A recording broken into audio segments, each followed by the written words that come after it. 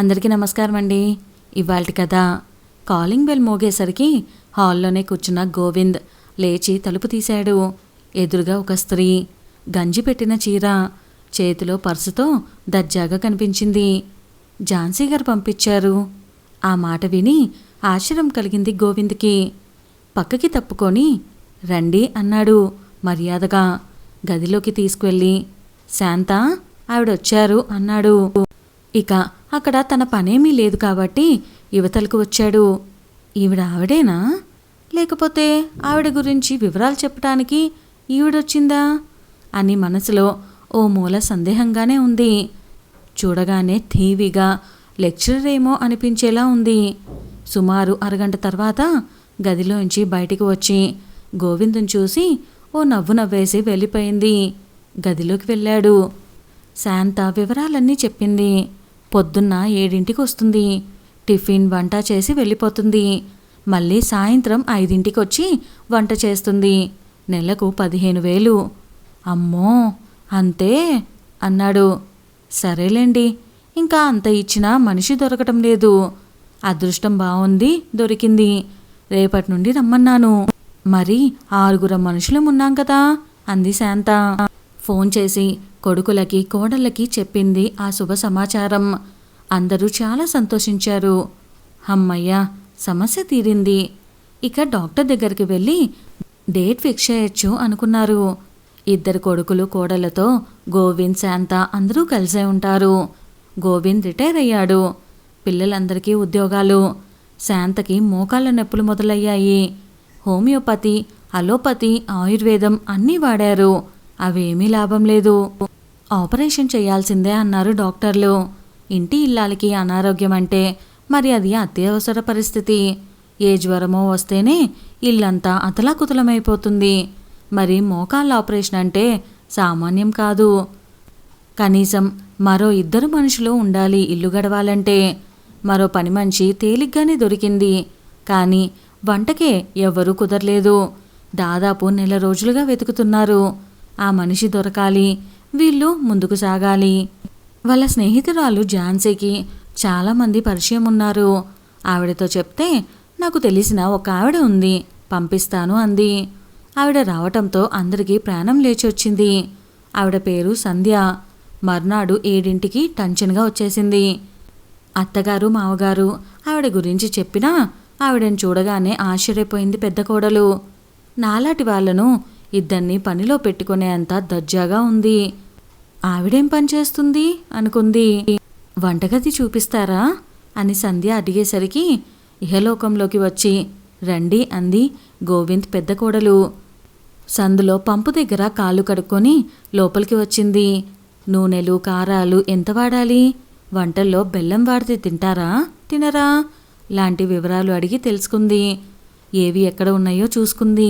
ఇక మీరు వెళ్ళి మీ పని చూసుకోండి, అవసరమైతే పిలుస్తాను అని పని మొదలుపెట్టింది.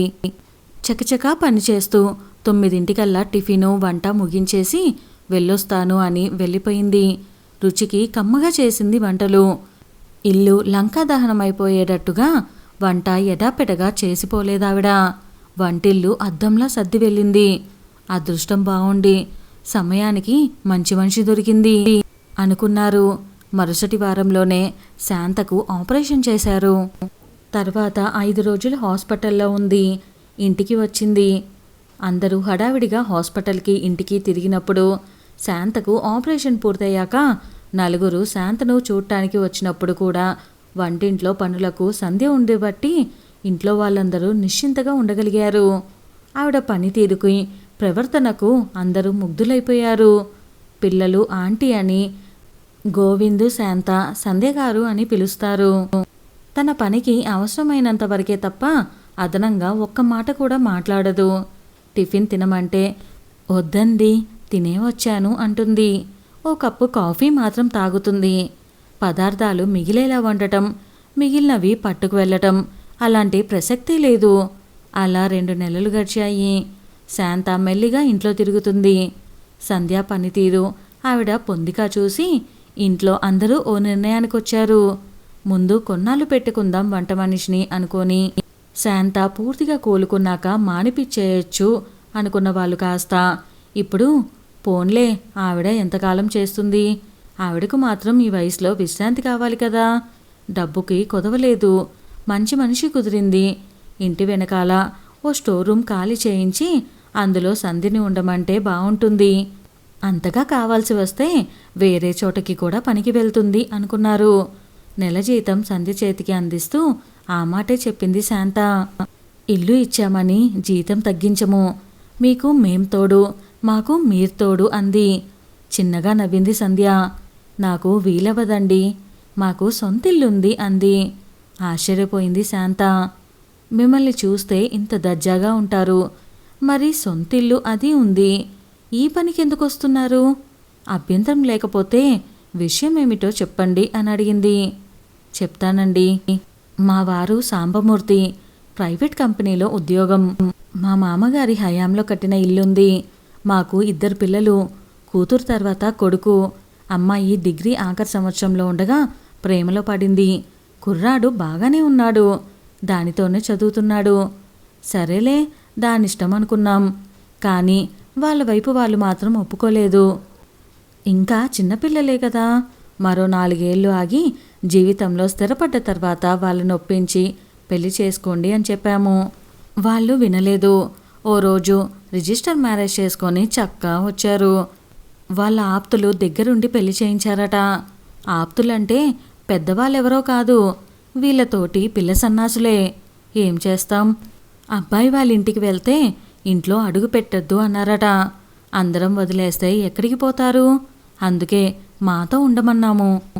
ఆహా, అలా ఉండరట, ఎవరికీ భారం కాకూడదు, మన కాళ్ళ మీద మనమే నిలబడదాం అనుకునే పెళ్లి చేసుకున్నారట. మొండివాడు రాజు కంటే బలవంతుడు. సరే మీ ఇష్టం, ఎక్కడున్నా కాస్త ఆచూకీ అడ్రస్సు ఇచ్చి వెళ్ళండి అన్నాము. ఫోన్లు చేస్తూనే ఉండేది. ఎక్కడో ఓ చిన్న పోర్షన్ అద్దెకు తీసుకున్నారు. అల్లుడు ఇంకో 4గురితో కలిసి ఏదో వ్యాపారం మొదలుపెట్టాడట. చిన్నతనం, నెలకింత అని జీతం వచ్చే ఉద్యోగం చూసుకోకుండా వ్యాపారం కూడానా అనుకున్నాము. ఓ సంవత్సరం బానే ఉన్నారు. పండుగకి పర్వానికి వచ్చిపోతూ ఉండేది. ఆ తర్వాత ఏ వారానికో 10 రోజులకో ఓ ఫోన్ చేసేది. కాస్త బిజీగా ఉన్నాం అనేది. సరేలే, ఏదో దాని దారిన అది సుఖంగా ఉంటే చాలనుకున్నాము. ఇంకా 2 నెలల్లో పెళ్ళయి 2 ఏళ్ళు పూర్తవుతుంది అనుకుంటున్న సమయంలో అర్ధరాత్రి ఏడ్చుకుంటూ వచ్చింది. ఓదార్చి గుప్పెడంతా అన్నం పెట్టి కాస్త తేరుకున్న తర్వాత ఏమిటమ్మా అంటే చెప్పుకొచ్చింది. ఆ 4 మా అల్లుడు కలిసి ఓ వ్యాపారం మొదలు పెడదామని బ్రహ్మాండంగా ప్లాన్ చేశారు. అటువంటి వాటికి గవర్నమెంట్ ధారాళంగా అప్పిస్తుంది అని గట్టి నమ్మకంతో ముందుకు సాగారు. గవర్నమెంట్ వారి పథకాలన్నీ ఈదపోతే తాగు నీళ్లు ఉండవు అనే సామెత చెప్పినట్లుంటాయి. కాళ్ళరిగేదాకా తిప్పుకొని తర్వాత ఇవ్వలేమని చేతులెత్తేశారు. వీళ్ళకి ఉడుకు రక్తం. పోన్లే, అది కలిసి రాలేదని ఉద్యోగంలో చేరితే సరిపోయేది కదా. కానీ పంతానికి పోయి బయట అప్పు తీసుకొని వ్యాపారం మొదలుపెట్టారు.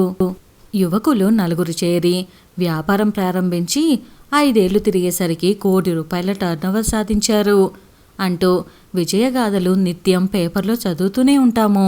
అలాంటి అదృష్టవంతులు అతి కొద్ది మందే ఉంటారు. కానీ అపజయం పాలయ్యి రోడ్డున పడ్డవారే దీనగాథలే కోకొల్లలు. మా అల్లుడి బృందం ఆ కోవలోకే వస్తారు. వాళ్ళ వ్యాపారానికి మొదటి నుండి కష్టాలే, ఆ తర్వాత నష్టాలు. మిగిలిన వారు వాళ్ళ పెద్దవాళ్ళ అండ ఉండబట్టి ఎలాగో బయటపడ్డారు. ఇతగాడికి ఆ ఆసరా కూడా లేదు. అప్పుల వాళ్ళు తన్నటానికి వస్తుంటే పురుగుల మందు తీసుకొచ్చి ఇద్దరం కోకోకోలాలో కలుపుకొని తాగేద్దాం అన్నాడట. ఇది బెదిరిపోయి ఆ డబ్బా విసిరి పారేసి అతన్ని ఇంట్లో పెట్టి తాళం వేసి మా దగ్గరకు పరిగెత్తుకొచ్చింది. మాకు గుండాగినంత పనైంది. మా ఆయన మా అబ్బాయి పరుగున వెళ్ళి అతన్ని బలవంతాన మా ఇంటికి తీసుకొచ్చారు. బతకను, చచ్చిపోతా అని ఒకటే గోల. వడ్డీతో కలిసి 2.5 లక్షలు కట్టాలట. మా వారికి పెన్షన్ రాదు.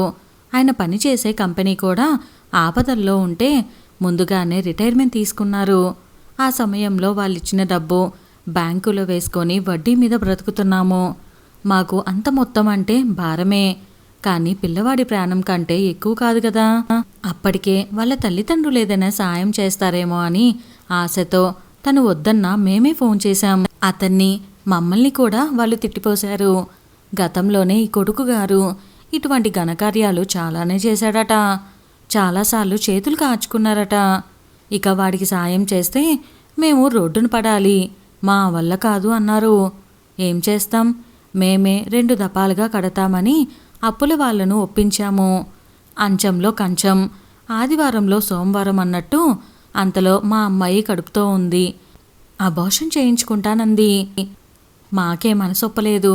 మా అబ్బాయి ఇంజనీరింగ్ ఆఖరి సంవత్సరంలో ఉన్నాడు. తెలివిగలవాడు, బుద్ధిమంతుడు. క్యాంపస్ సెలక్షన్స్లో ఉద్యోగం వచ్చింది.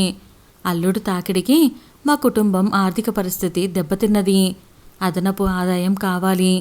మా ఆయన ఓ ప్రైవేట్ ఫ్యాక్టరీలో మెకానికల్ ఫిట్టర్గా పనిచేశారు.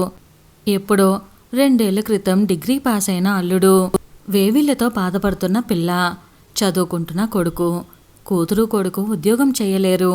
ఇక మిగిలింది మా ఆయన అల్లుడు. వారిద్దరికీ అర్జెంటుగా ఉద్యోగం ఎక్కడ దొరుకుతుంది? దొరికినా ఎంత జీతం వస్తుంది? ఆలోచిస్తే నేనే రంగంలోకి దిగటం మంచిదనిపించింది. ఇవ్వాలనుకుంటే రేపే పని దొరుకుతుంది. జీతము బాగానే ముడుతుంది. ఇంట్లో వాళ్ళంతా వద్దు వద్దంటూ గగ్గోలు పెట్టారు. నేనే నచ్చజెప్పాను.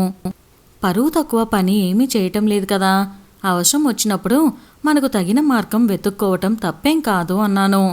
వారం తిరిగేలోపు మీ ఇంట్లో పని దొరికింది. మీ ఇల్లు కాకుండా ఇంకో 2 ఇళ్ళు చేసుకుంటున్నాను. ఒక చోట 8,000, ఇంకొక చోట 7,000. పొద్దున 6:30కు బయలుదేరి 1 గంటకు వెళ్ళిపోతాను. మళ్ళీ సాయంత్రం 4ంటికి వెళ్తే 9కి ముందే ఇల్లు చేరిపోతాను. చిన్నతనంలో పుట్టింటి వారిది, ఆ తర్వాత మెట్టింటి వారిది పెద్ద కుటుంబమే. ఆ మాత్రం వంట పని చేయటం నాకు అలవాటే. ఎక్కువ రోజులు అవసరం ఉండకపోవచ్చు. నేను పనిచేస్తున్న ఇంట్లో వాళ్ళ అబ్బాయికి సొంతంగా సాఫ్ట్వేర్ కంపెనీ ఉందట. ఏదో కోర్స్ చేస్తే మా అల్లుడికి ఉద్యోగం ఇస్తానన్నాడు. ఇన్నాళ్ళు నీ ఇష్టప్రకారం చేశావు, ఇక నీకు బాధ్యతలు పెరుగుతున్నాయి, కుదురుగా ఉండాలి అని అల్లుడికి చెప్పాము. జరిగిన అనుభవాలకు తలకాయ బొప్పి కట్టిందేమో.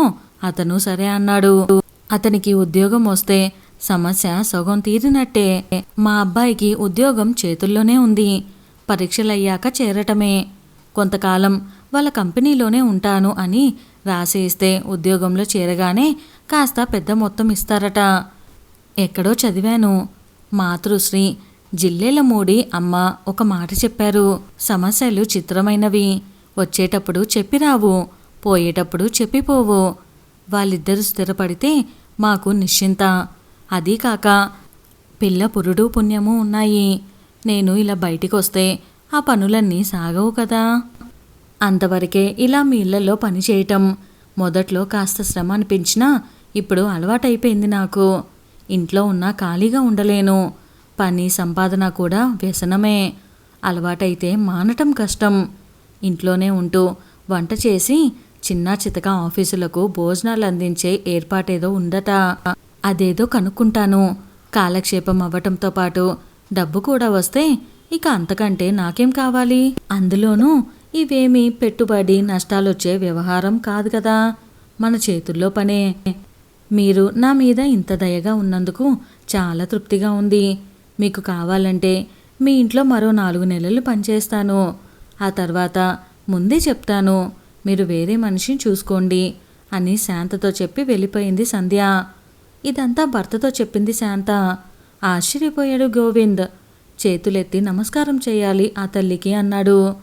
కారేషు దాసి కరణేషు మంత్రి అంటూ ఆ శ్లోకం రచించిన వారు ఎవరో ఇప్పుడు సంధ్యగారిని చూసి ఉంటే 6 కర్మలతో పాటు నడి సముద్రంలో మునిగిపోతున్న సంసార నౌకను తన రెక్కల కష్టంతో ఒడ్డున పడేసి ఆపదుదారిని అని ఇంకో కర్మ కూడా చేర్చేవారేమో అన్నాడు 2 చేతులు జోడించి. ఇదండి వాళ్ళ మన కథ. కథ నచ్చిందా మీకు? కథ నచ్చితే వీడియోని లైక్ చేయటం అస్సలు మర్చిపోకండి. కష్టం వచ్చినప్పుడు పారిపోవటమో చచ్చిపోవటమో సమస్యకు పరిష్కారం కాదు. అది ఎలా ఎదుర్కోవాలి అని ఆలోచించాలి. దాంతోపాటు ఒక్కరే కాకుండా నలుగురు కలిసి ఉంటే ఎంత బాగుంటుందనేది ఈ కథ ద్వారా మనకి బాగా తెలుస్తుంది. నలుగురు కలిసినప్పుడు 4 చేతులు వేసినప్పుడు అది ఎంత పెద్ద సమస్య అయినా కొంచెం లేట్ అయినా సరే ముందు మనోధైర్యంతో ముందుకు సాగుతాము. చిన్నగా ఆ కష్టం నుంచి గట్టెక్కచ్చు. ఇలాంటి మంచి మంచి కథలు మన ఫ్రెండ్స్ అండ్ ఫ్యామిలీకి ఫార్వర్డ్ చేసేయాలి కదా. సో వెంటనే ఫార్వర్డ్ చేసేయండి. అలానే మీ ఫీడ్బ్యాక్ని కామెంట్ సెక్షన్లో కామెంట్ చేసేయండి. ఇంకా ఎవరైనా ఛానల్ని సబ్స్క్రైబ్ చేసుకోలేదా? వెంటనే సబ్స్క్రైబ్ చేసి బెల్ ఐకాన్ని క్లిక్ చేసేయండి. Stay tune. Bye bye. Thank you.